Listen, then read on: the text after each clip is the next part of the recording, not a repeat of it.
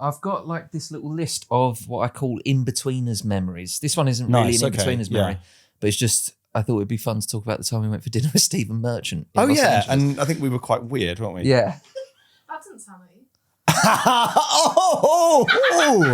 Oh, God. Oh, it's week 2. Oh, come on. Look, I am so close to completely falling apart mentally. Joe and James, fact up.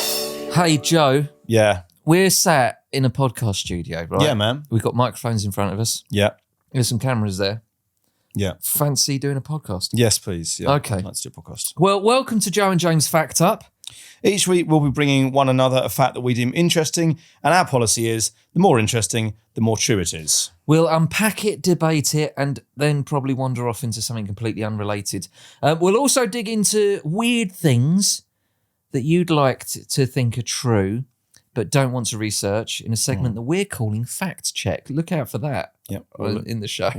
You're not going to want to miss that at all. It'll be very, very clear when it's... If you do want to send in your facts to us so that we can give it the once over, email us hello@joeandjamespodcast.com, or you can WhatsApp us 07822 034 330.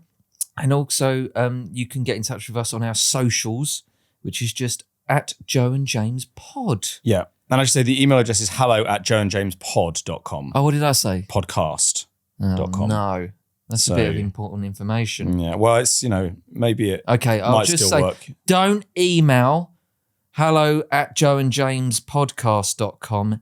Do email hello@joeandjamespod.com. Yeah. I feel like that's made it more complicated. I'm quite confused now. Send it to both and in fact, and BCC it to my dad. BCC it to jamesbuckley@gov.co.uk. Right, let's get fact up, shall we? Let's get fact up. I've got a little beer here. I'm ready to get fact up. Yeah. How are you, Joe? I'm fine, thanks. Yeah, I've got a little coffee here.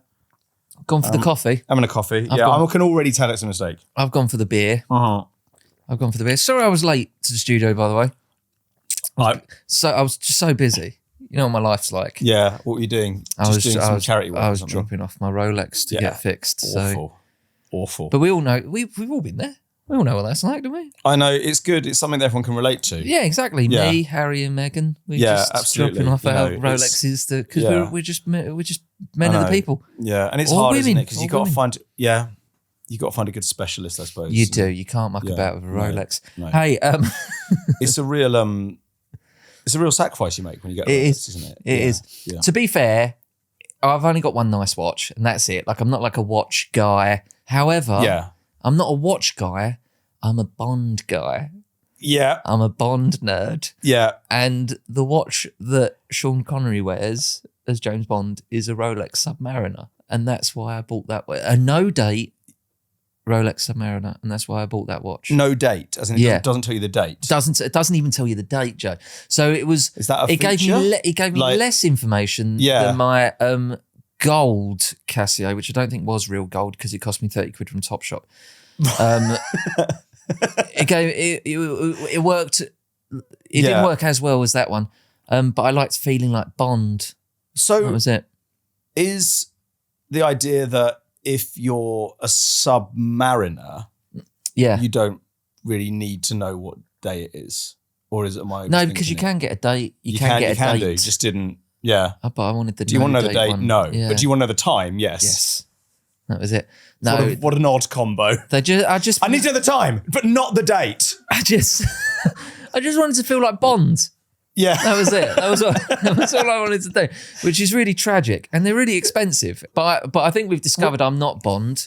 I'm not Theo. I'm not Theo James. Well, I was going to say, we did talk about Theo James last week, and we heard... They might be true or James false, from somewhere, facts. Possibly a dream, me from James, that Theo James had got a Bond audition. That now is locked in as fact.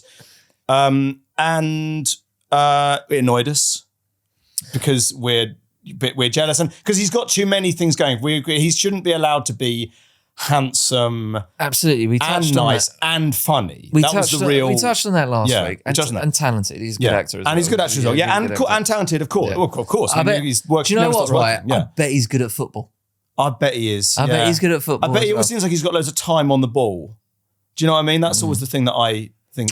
I don't get enough of the time. I don't I don't get any time on the pitch. It's now got to the point where I can tell that people who I used to turn up for when they were a man short, now I sometimes offer myself when they're like, yeah, just waiting on a couple of others, but yeah, maybe definitely, yeah. Yeah, maybe definitely. Yeah, I mean, it's like, and this is just like five-a-side teams. Yeah. I'm now getting to the point where I'm turned down for a man's five-a-side team in London. Yeah, and you're going, they'll take anyone. They'll take a duck or something, but like they won't take me. And you're standing there on the sidelines as going, I still go, yeah. You haven't got enough players on the pitch. I know. Oh, yeah, no, don't. And I try and get on, I try and come on. And they go, no. And then I get him on, and they call the police. They do.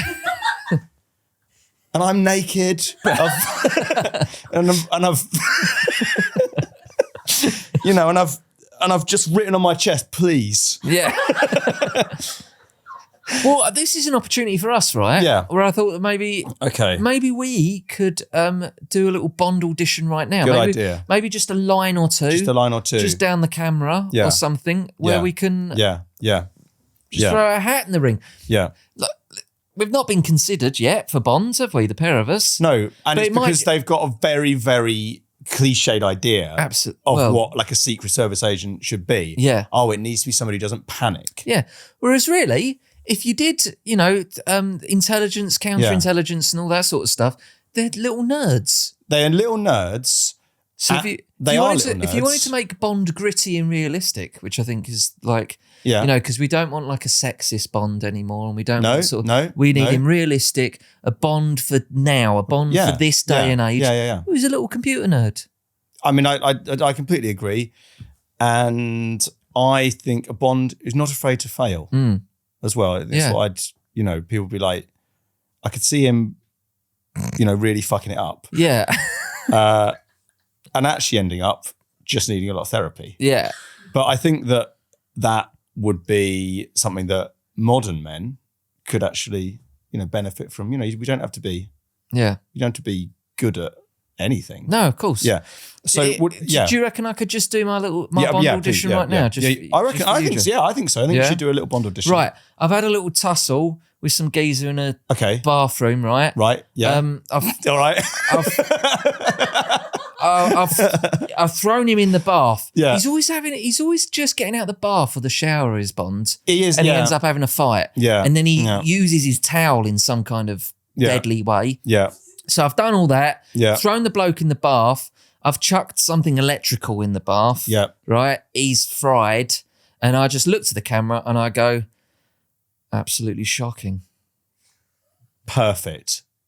You're in. That is a Bond line. That is from Bond. And I think that's, it's a lot about puns, isn't it, Bond? It's more about like... What's the one where... And there's no one to hear it as well. The bloke's dead. There's no one else there. He's just doing it for himself. Psychopath, isn't he? Yeah. He should be on social media, shouldn't he? He should be able to be like... You should take a picture of it. Then absolutely shocking. Oh, he should be on TikTok. He's just showing some bloke in the bath. He's electrocuted and gone, absolutely shocking. And he's fighting him with one arm. Yeah. Yeah.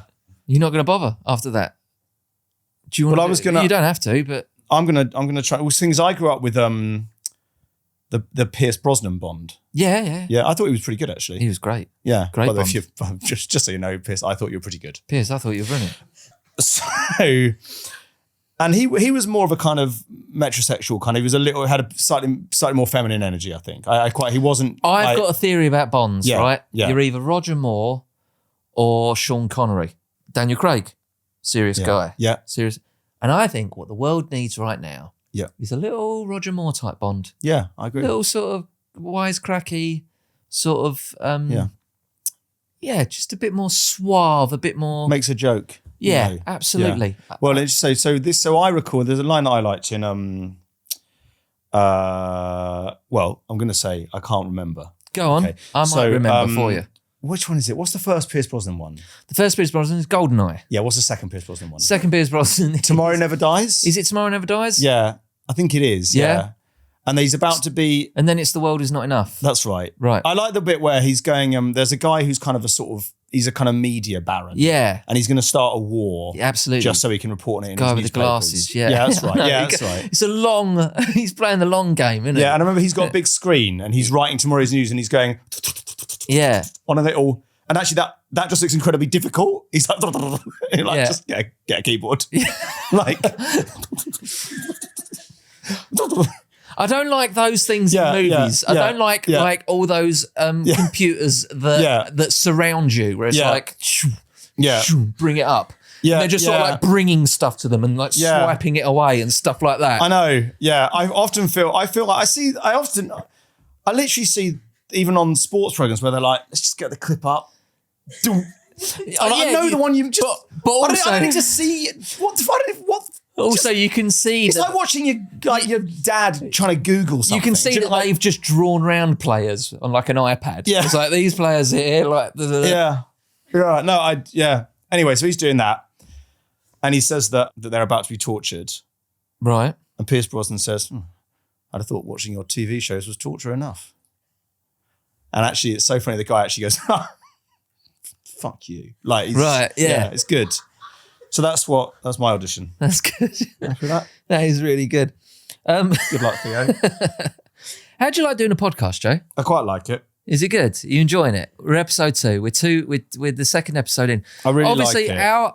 Mine and yours reference to podcasting is, of course, probably the greatest podcast ever made and will ever be made is the Ricky Gervais Show, right? Perfect. And I was thinking the other day about how we went to dinner with Stephen Merchant one night. I remember this. Yeah, It was us and the other boys from The In-Betweeners and Ian Morris, who's the co-creator of The In-Betweeners.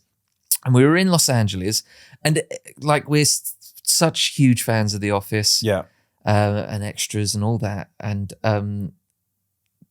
Ian Morris kept saying, we're going for dinner tonight. I've arranged it. I've got a little special companion who's going to join us. You're going to love it.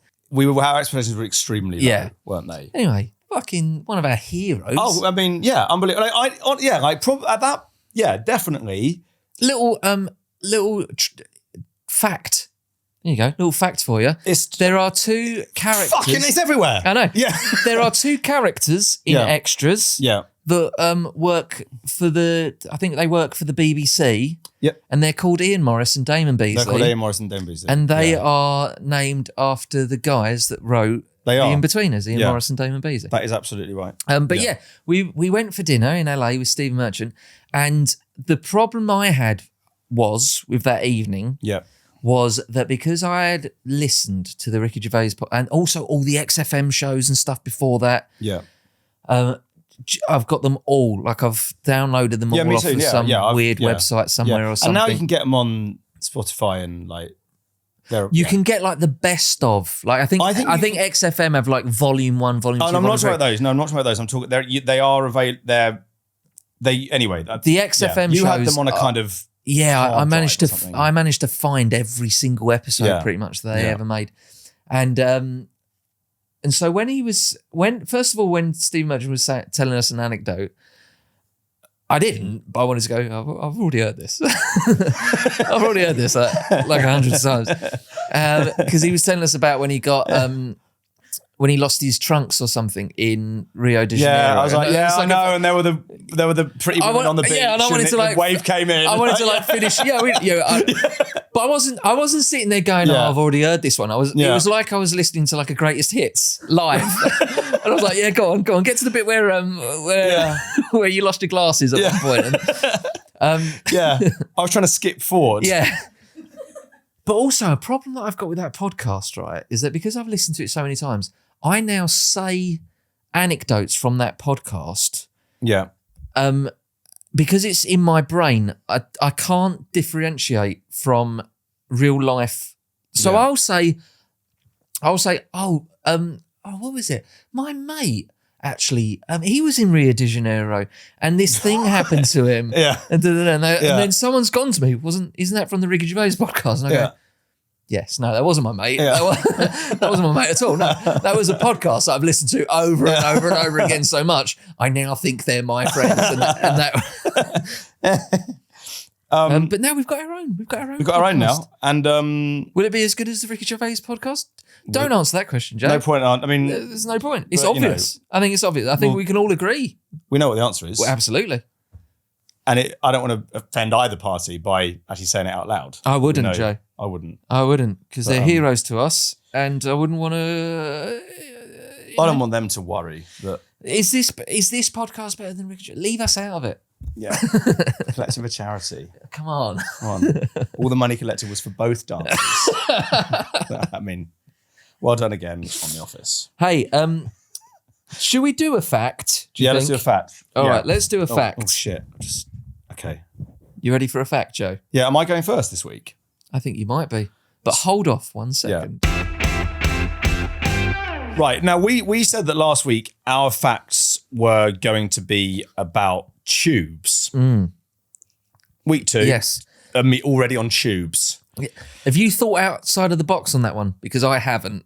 I have. If thinking about the London Underground is thinking outside the box. I knew you would do that. Yeah, because it's the tube. I use the tube. I use the tube. I just there's not a second part to that. I suppose things I know, but you know what it is, so I don't know what distinction I'm making. The London Underground. The London Underground. There you go. It's trains. They go under London and they take you where you need to go. Yes. And I have got a quite good fact, I think. So the thing on the London Underground that says "Mind the Gap." Go on. And then for a while, it was all done by this actor called Oswald Lawrence. Mind the Gap. Yeah. And then it began to get digitized, right? And for whatever reason, they stopped using his voice as different stations became like, they had this digital voice instead. Yeah. And eventually it was only at the Northern Line embankment where you had Mind the Gap. And that's this the Oswald original. Lawrence, Is it still there, do you know? Well, interesting. So go. He died. Yes. And his widow used to go to Embankment Station every day just to hear his voice. That's heartbreaking. Which is really... And then one day she went... so sad. One day she went and it wasn't there. Finally, Embankment, the last station on the line to be digitised, had been digitised and they'd got rid of Oswald Lawrence's voice. And she was heartbroken. And she was like, well, I can't hear him. But there's a nice ending, which is that TfL went into the archive. Right. They found Oswald Lawrence's voice. The recording of it. And they have reinstated it at that station. So if you go to the Northern Line embankment, you can hear Oswald Lawrence, who is he's a rather trained actor, and he's got that kind of received English mind. Yeah. The Gap. Yeah. Almost RP. almost like a sort of like RP, kind of BBC 1950s kind of voice. I love it. Yeah. And I mean, in a way, just have it everywhere. I don't know why. I don't quite know why. I think what does digitized mean? I don't know. I keep saying it, but like also like you've got a what do you mean? I feel like that's why people go to London. They want to hear that sort of thing, don't they? His voice. Yeah. There's also a fact about the tube map. This isn't my fact. Yeah, go on. But I'm reaching right in the back of my brain here. Yeah. We might need to get someone who's got a laptop near us to sort of help me out a little bit. No, but the guy that made the tube map that we know and love, because tube maps went through different sort of iterations where they were originally more sort of squiggly and would fit a genuine geography map. Yeah, that's right. Yeah. And then this guy came up with this idea of just making it like really super simple, all straight lines. Yeah. And And I think they screwed him over or something. I think they I think they gave him a tenner and was like, "Oh, cheers for that." Right. And then it became this iconic thing that ended up on T-shirts. Yeah, I feel like that's the kind of thing that used to happen quite a lot. And I think he did sort of go, "Hey, hang on a minute, is there any what's that? Any way I can get some kind of royalty here?" Who's the guy, by the way, that made that tube map? His name was Harry Beck. Harry Beck. Yeah. It was originally, so he submitted it to the London Underground in 1931, and it was considered too radical. Yeah. But he continued to distribute it anyway, and then it became so popular that they basically did a version of it, but not his. Yeah. I see. And okay. then he tried to gain control of that, basically claim it as his own. But he never basically managed to do it. And then he was posthumously recognised in 2022. Very good. Another interesting thing that I find about our country is that we have to do quite a lot of like posthumous, like, sorry about, like sort of Alan Turing, where it's like, I think he might have invented the computer, but it seems as though all you guys are doing is chemically castrating him. Sorry. It was the bloke. Thanks for inventing the computer. It turned out to be a good idea. Sorry about ruining your life. It was the bloke that did the Enigma code, and that was a big sorry. Yeah, no, that was him, Alan Turing. Yeah, that was him. He cracked the Enigma code, but they were like, yeah, well done, but what's all this gay stuff? No. We'll talk about the Enigma code in a minute. What? We've heard. And then it took fucking ages. And that's probably, I mean, in a way, like we haven't got a very good IT industry in this. Is it called IT? Yeah, information technology. I have conversations with my mum about AI quite a lot, and she always calls it IT. Right. It's quite sweet, I think. She's like, are you worried about IT? I'm getting annoyed with people just calling everything AI now. I know. So it's become a bit. So like, if it's kind of like the new mindfulness. Like people are going to start going typing 2 + 2 in a calculator, and it gives you an answer. Go fucking AI. Fucking AI. Yeah, no, I know. There is a difference between CGI, just computing, and AI is a completely different. It's a different thing. Yeah. Right, we should probably move on, Joe. Yeah. Because like, did you like that fact though? I thought that was a sweet fact. I'm gonna. Yes, I've just remembered it. Yeah. I thought that was a good one.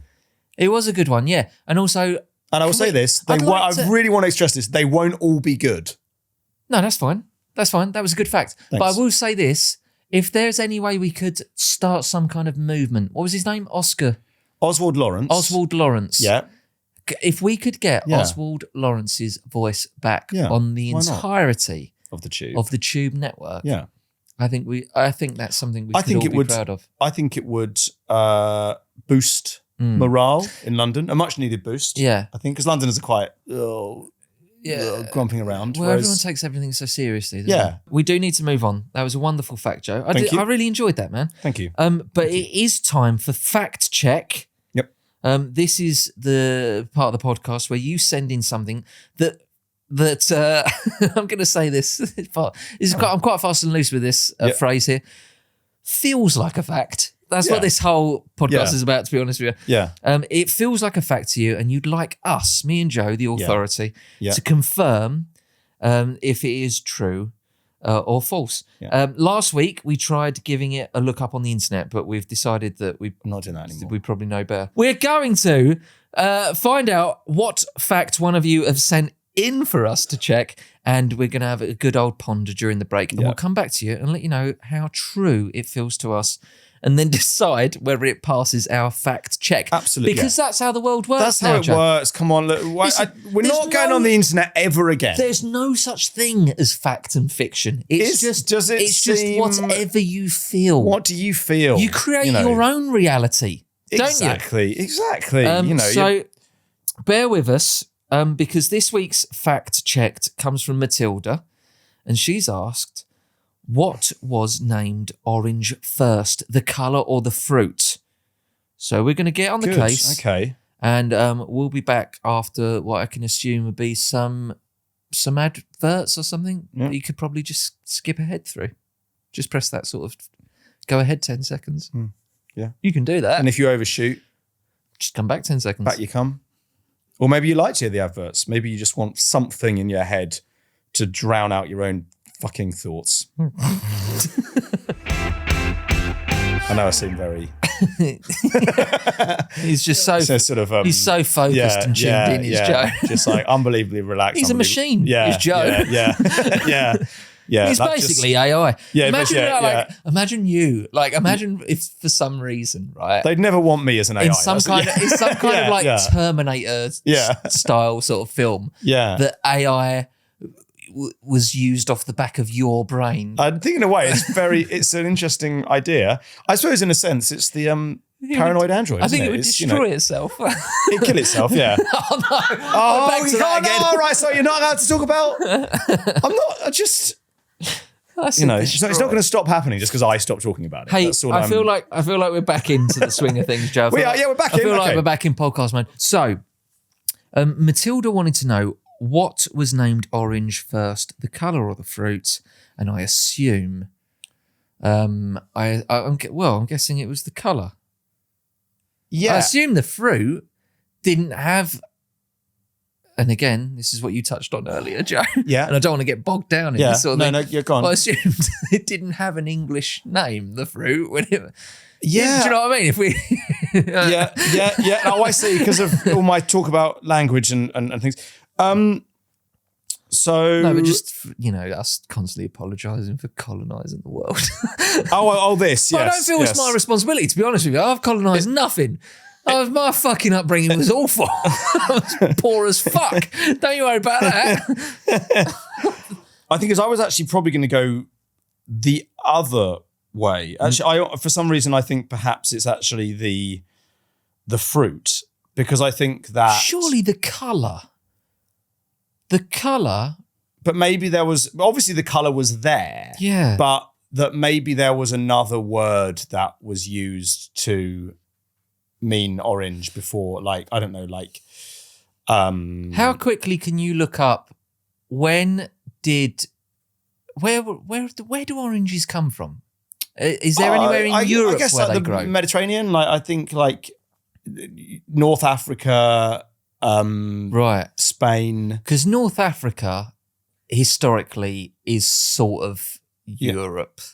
Well, it's I suppose if what you mean is did it fall into the kind of sphere of interest of the Roman Empire? Yeah. Yes. Yeah. And it's part of that Mediterranean, like Morocco all the way through. World. Yeah. I mean, Egypt as far as the Romans were concerned, that was the world. Yeah. In a sense, the Mediterranean Sea. Well, that was it, man. And everything round about. Like no America. The war against Australia. Carthage. Yeah. Those wars that they had. Yeah. They were considered the first world wars. Because it's What did they call them? What was the wars called? The Punic Wars. Punic Wars, thank you. Yeah. Punic comes from... I had this. I would have sounded so intelligent right then, Joe. Punic. I don't know where it comes from. So it's another word. It's from another word that got garbled throughout history. Right. Because Punic has nothing to do with... Phoenician, sorry. Okay. That's the word I'm looking as in for. Phoenician. Yeah. Phoenician, so that's Phoenician, which was pronounced Punician. Which then and became Punic. Nice. Look at that. That's why you fucking... That's some fucking podcast. That's good. Right and also, there. we didn't need to go on the internet to do it. That's all from our brains. So it was all in there. Don't go on the internet. It's already in your head. Exactly. Most of it is. You don't need it. Also, all of that might have been wrong. There's always a chance of that. But look, we have to settle this, because this, like, we're kind of the arbiters in a sense. Absolutely, yeah. With this judgment that we hand down, this is gonna set the truth. This is going forward. And what's difficult is at the moment we have a bit of a split within the Supreme Court. Yeah. Justice Thomas and Justice Buckley. Would there be a Supreme Court if Rome didn't win the Punic Wars? Well, there's another question. So, it's important, and there's a split, obviously, and it's this is good. You're saying the fruit. I'm saying I think probably what it actually came from. You're saying the colour. I'm saying the fruit. I think probably it comes from a region. Right. There was a place that had a name called like Arangia, or so was it? There was a Spanish is like Aranja or something, right? Go on. Orange. So they were like, what are those things that are falling off the trees in that place? And they just call them like Chelmsfords or something. This is classic fact up. This is classic fact up because what you've said there. Yeah, I know that you've just made it up. Yeah, but you said the words like there's a region. There'll be a region, exactly. You made up a region. That's in Spain what I do. For me. Yeah, that's right. Yeah, and I just go. That's got to be true. Right. It's got to be true, hasn't it? Yeah, that's got to be true. That's how people like me operate. You've backed it up. It sounded plausible. Do you know what? I have so many discussions with my wife Claire like that. Yeah, where I say things exactly like that. Yeah, and then I just go about the rest of my life. Yeah, I never say to her. By the way, I just made all that up. Yeah. In my own head, my brain, I have a conversation with my brain. Yeah. Where my brain goes, say this. And then I go to my brain, yeah, no, that sounds right, brain. And he goes, there you go, James. Enjoy that. I had an early date with Hannah where we went round, I don't know why, but a herb garden. course. And Classic first date. it was like sort of Adam and Eve. Milady. It was like Adam and Eve. It was like, do you want to go and see the herbs? Was it a horse and carriage around the herb garden?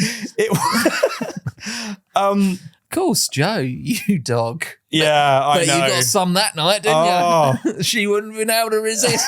I know. Hannah, with me all that... thinking of sage I know you wanted to. Yeah, and I was like, smell that. I know that you're. It's nice, isn't it? You're getting involved with a comedy TV star at the moment. Yeah. One of the biggest comedies on TV right now. Yeah. You're probably expecting to go to Mayfair or something like that. Yeah. Shut your little face for a second. Baby, I'm taking you around a herb garden. Going around a herb garden. But I was telling her what all the herbs were. And after a few times, she saw that there were little placards that told her what the herbs were. And she was like, you're getting them all wrong. I didn't know what any of them were. I was like, that's, But it doesn't matter, does it? Marjoram or something. But if you say something with a certain... Lemon thyme. Yeah. With a certain confidence. Yeah. So, what was your point, Joe? Because I'm going with you now, man. I think what it is that it's a region and that it's named after... I think things often end up getting named after like the place where they're from. Right. Like if something's from Russia, it's just called like the fruit of the Russians. And they're just called like... And that, obviously that's... I can't back that up because the Rus, that famous fruit that we've got. And I think that it became, so the fruit was like, what are those things called? They're called like Sevilles or whatever. Sure. Although they're called Seville oranges, so it doesn't work. But then that, and then that became... that just feeds into it. That feeds into it even more. The Seville version of the orange. Yeah. Right.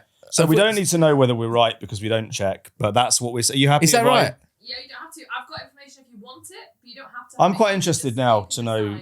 I'm interested in listening to some information. Yeah, let's hear. Because I'll be honest, I'd put my mortgage on JT right now.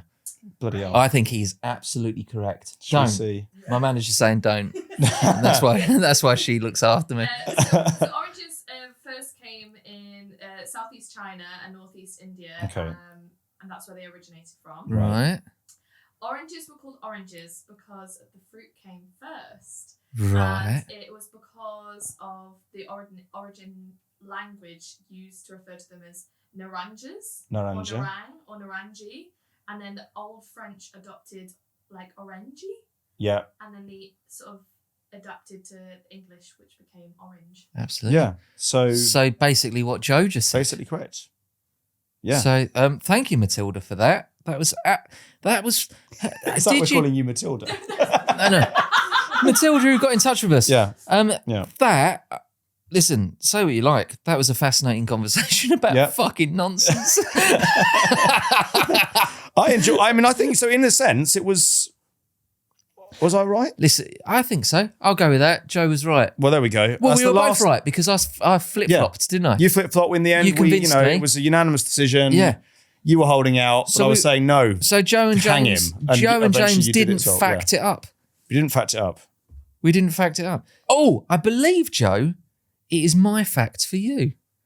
Hit me with it. First of all, though, I am just going to go to the loo and push some urine out the end of my penis. All good. And I'll be right back. Perfect. Okay. Right, Joe. Yeah. I've just had a little piss. You've been for a wee. I've been for a yeah. And I sat down, enjoyed myself. Listen, I took it easy while I was doing it. I sometimes sit down. Mate, I don't. Why wouldn't you? I love sitting down. I fucking love from the age of 18. Yeah. I've been sitting down to wee. Unless I'm I don't blame. Unless I'm in a pub or something like that where you don't want to really touch anything. Some of the stuff that I've walked into in a gents is fucking shameful, mate. What the fuck's going on? I'll tell you what. I've got a little theory there about piss on toilet seats. Yeah. Well, all that it takes, because I suppose maybe I will clean up my own piss. I feel a bit like I shouldn't have to clean up somebody else's piss. But here's the problem. It only takes one man to get his urine on the toilet seat. And that's it then. And then that's it. Yeah, because the next guy comes in. So the next guy's me. Yeah. I would clean up my own. Yeah. But there's already some there. It seems really weird to clean up my own and not clean up his. but I don't really want to clean up his. So now I just leave mine. Exactly. And now you're and now we're away. The seal's broken. And now it's the fucking end of the fucking world. That's it. Society's falling down. Eventually, that won't even be a toilet. It'll just be a tank full of urine. What we need to do is just stuff swimming around. We need to just start cleaning up. Do you know what I mean? Just clean up our own piss after. Clean up your piss. If you piss on the seat, clean it up. Yeah. For heaven's sake. And there's toilet roll there. You can scrunch it up into a ball. You don't have to touch anything. But this is the other thing. I know that they're doing it because they're like, they worry about hygiene. But I'm like, well, what about my hygiene? I do believe it's my Yeah. turn to have a fact. Yeah. And I've got it on my phone here. Yeah. Now, I did go route 1. Yeah. And my fact's quite boring. And we're not going to get as much chat. Yours was really good, Joe. Thank you very much. Thank you. I was happy with that. So I do have it's a fact about the pneumatic tube, which is what I was talking about last week. Yes. But I didn't know it was called the pneumatic tube. That's right. I seem to remember that you referred to it as a dildo, which because you were I don't know what to tell you, Joe. Yeah. I don't know well, what you want from it me, was mate. just to hand. that was just But we both agree that these are fantastic contraptions. The thing is, I could have said it looked like a penis made of plastic, but we all know what that is. Yeah, exactly. And efficiency at all times. Yeah. See? Please, you're nodding away there. Please, can we live in a Am I right, Katie? Yeah. See. Yeah, exactly. So, right. So here's a little fact for you. Yeah. And I don't think this is interesting. I'm glad that your one was so interesting. I think this is going to be interesting. It saved the episode. I have a very unusual idea of what's interesting. There's no discussion about this one.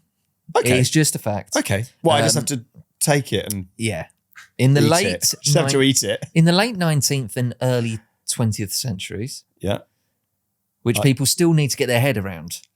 Late 19th, yes. So the 1800s and 1900s. The late 1800s and the early 1900s, yes. New York City had a pneumatic tube mail system that could shoot canisters between post offices at speeds of up to 35 miles per hour. At its peak, more than 95,000 letters a day zipped under the city through these tubes. It was so efficient, and this is where I think we've missed a trick. Yeah. That some people thought pneumatic tubes might one day replace surface mail delivery entirely. Yeah. And I feel like that's where we've had a schism. Yeah. And are you talking about, as they say, a sliding doors moment? Yeah. Yeah. Where we could have gone one way, but we went the other. Right. But imagine your house in the kitchen, there's a little pneumatic tube. I'd feel like I was living in the first Harry Potter book. It'd be like, or the Jetsons or something like that. If someone came through that, I'd be like, good morning. So the postman doesn't turn up anymore. The postman's at the depot sorting out all the post and just and then maybe it goes to another sort of place to then it's on this street. Yeah. And then someone sorts it into the numbers of the street. Imagine that. Imagine that was our lives. We would be, honestly, I think if we'd have carried on going down that road, we'd have all had hoverboards right now. You wish we had got rid of the entire postal system to replace it with a network. I suppose the pneumatic tube system was like, we would have gone, no, we got the what they call it, the penny black or whatever it's called. We're fine. Yeah. Is that what it was called? You're a historian.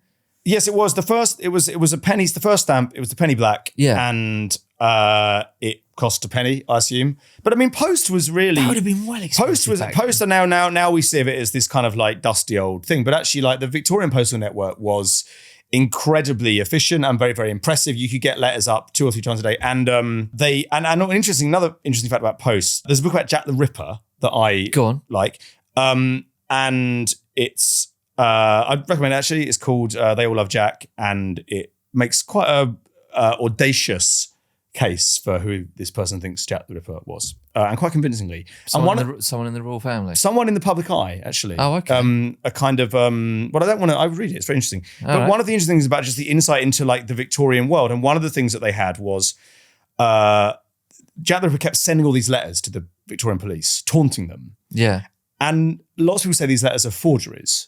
But this writer's opinion is they're not forgeries. They're not forgeries. And they come from all around the country. And some of them come from America. And he thinks that what happens is that you could send a letter on board a steamer to America and it would get posted as soon as the steamer. So if you're on the Titanic, say, you could post a letter. You're not going to get to America. Well, you're not. Yeah, your letter's not getting to America if you're on the Titanic. But say you're on one of the other Titanic style ships. Yeah. There's a post box there. You can. There's a post office on the ship. So when you get to America, a little boat comes alongside. Before even the passengers have disembarked, the letters are off the ship. So this is when it docks in New York. Yeah. They are then given an American postmark, like out of New York. Right. And they go, and if you post it to England, it goes straight back to England. Right. And this writer thinks that's how Jack the Ripper, this person, so he was basically acquired these American postmarks for his letters. It was like a primitive version of a VPN. It was it's exactly right. It's exactly right. And he... But that would have taken... But he thinks that that would have taken a couple of months or something, surely. Like, well, it would have. Well, because I actually think that because the fastest steamer was. I mean, was it 3 weeks maybe? Right. There was and of course but there and back. Yeah, you're looking at a month and a half at least. Well, but it did go on for this. It went on for this length of time, and these were not. I think I'm right in saying that these are not the letters that. Well, actually, I'm not actually sure. But imagine if we'd had a global network of these pipes. Yeah. Call it the internet. No. Yeah. Okay. Right. All right, so this is what but pre-internet, right? Yes. Global, like you'd have been able to just thumped a thing to New York in like less than a day or something. And that's what, because do you remember? You know the first Opium War, right? What are you laughing at, Katie? I think she's laughing at the fact that you were going to go with the phrase, do you remember the first Opium War? Yeah, I was about to say that. Well, I remember that. Well, we were filming the first series of The In-Betweeners and we were in China and we were kept on saying, can you hold the traffic? And the fucking war on. The first Opium War, there was this bloke, Captain something. Again, can't remember his something. Can't remember his name. Yeah. Can you look up the captain from Captain? Yeah. Type in Google Captain something from the first Opium War. Yeah. Right. Yeah. So Martin something. He was constantly trying. Britain was like, we're spending too much money on tea, and we're not getting anything out of it. You need to tell those Chinese people we need to start doing some fucking trade, right? Because this is getting nuts. Right. Yeah, so then Britain started sort of illegally just selling opium. They got the Chinese addicted to opium so that they could sell it to them. So there was this go-between guy who was sort of representing the British at the time. The British Chief Superintendent of Trade in China, Charles Elliot. That's the guy. Charles Elliot. Very, very good to get that from Captain something. Yeah. So Charles Elliot, right? He was sort of like the go-between. He was the man on the ground, right? Yeah. And he's going, and even he's going, this is a bit out of order, isn't it? We're just sort of trying to force opium onto China. So he decides to negotiate, and he basically does get nothing that Britain wants. Yeah. But then he carries on working there for about 6 months. And some bloke turns up and he's like, what are you still doing here? And he's like, well, I'm trying to stop a war between Britain and China right now because everything's really fucking heated. Yeah. And I'm really trying my hardest not to make this turn into a war. Yeah. And the bloke goes to him, well, you've been sacked for the last 6 months. And he's like, oh, right. He was like, well, here's the letter here. So he was just sat there waiting for a letter. He was doing all this work and stuff. Yeah. Well, this is the thing is that you might not. A little pneumatic tube I like what you're saying in as much as it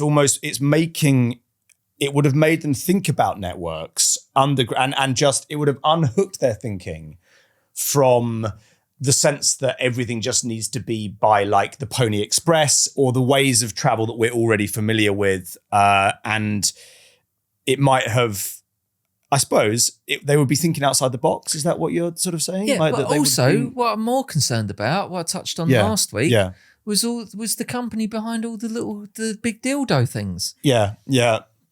They would have that company. I think we know what happened. They shifted, and they found. Where did they go? Is what I'm saying. Well, they started making dildos. Oh, right. They just went for dildo. They were just like, well, what else can we do with these? They went, well, we know what people are using them for anyway. Well, exactly, yeah. Because don't think if I didn't have a little... if I had a little tube. If I had a little suction tube in my kitchen, that wouldn't be, putting either my cock or bottom yeah, near it. You'd just be saying, just send Just out of curiosity. Just send another letter now. Maybe that's why. Maybe that's why it didn't take off. Anyway, you would have kept breaking, wouldn't it? I suppose. What have you learnt this week? Because I cannot remember what we've just spoken about. I'll tell you what we've learned. I've instantly forgotten about it. We've learnt that oranges originally came from northeast.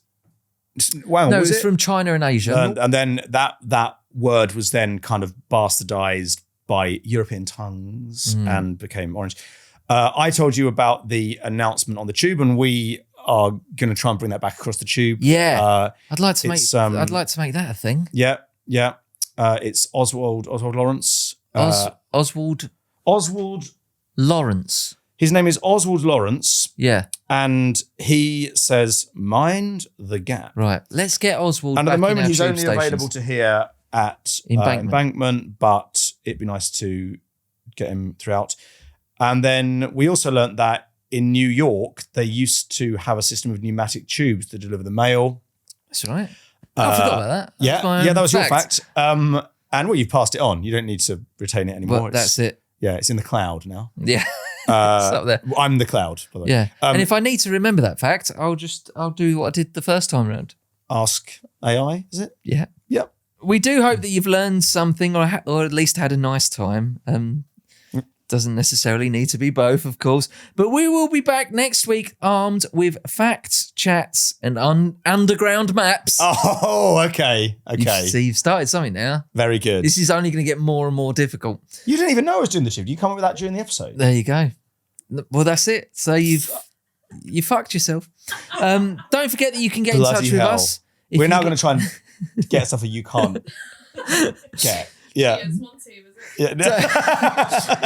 Don't forget that you can get in touch with us if you'd like us to fact check something that you feel is true and that you need some kind of stamp of authority. Yep.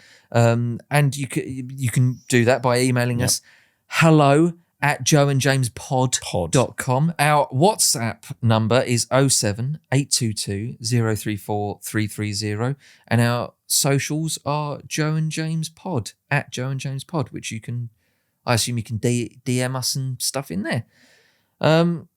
Also, you can head to the podcast description if you've already forgotten those details, which I'll be doing shortly. Anyway, thank you so much for listening. Thank you, James. Are you not talking to me? No. That's all right. That was so earnest. Oh, that's all right. No, I'm listening. I'm talking to the listening. The listeners. I'm getting listening. Listening to the talkers. I'm talking to the handful of people that have listened to this. Yeah. And thanking them because we do appreciate it. Yeah. And we'll be back next week with fuck knows what. God knows what. We what. genuinely don't know because we haven't planned it, have we? Absolutely bonkers. Goodbye. Bye. Oh yeah. Clap.